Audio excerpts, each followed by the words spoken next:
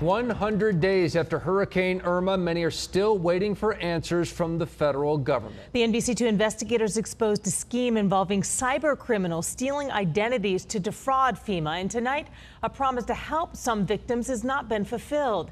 Investigator Rita Polansky is in our newsroom with new information in her 3-month-long investigation.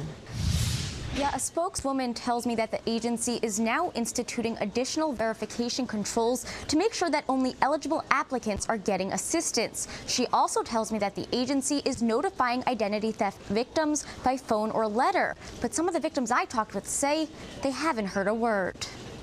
I was concerned. Paul and Linda Mazurkowitz can't believe what happened after Hurricane Irma. I'm not satisfied, obviously. They got this letter telling them that Linda had applied for disaster assistance through FEMA. We did not have any damage. We were fortunate enough. Well, they can't believe it because it never happened. Someone else applied using Linda's name, address, date of birth, and social security number. And they only learned about it by watching NBC2. After I saw your news report, we really got worried because it's identity theft is such a scary, scary thing. Just minutes after our initial report aired, emails started pouring in from viewers who received the exact same letter. And a few weeks later, a FEMA spokesperson agreed to talk with us. In the early days of the investigation, there wasn't a public announcement, in part to protect the integrity of the investigation. Finally confirming to NBC2 that the agency was investigating these fraudulent applications. NBC2 was the first in this area to make that connection and to see that the large number of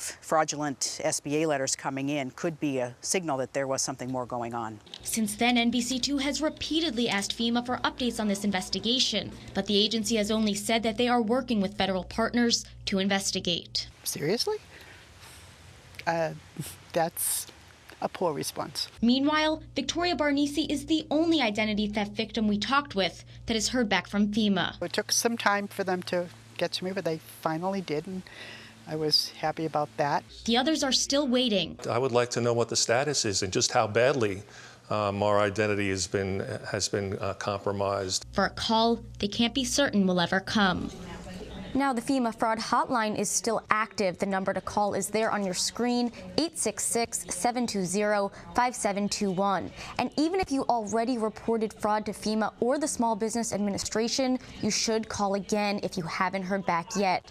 And if you have any problems, I want to hear about it, so let me know. For the NBC2 Investigators tonight, I'm Rachel Polansky.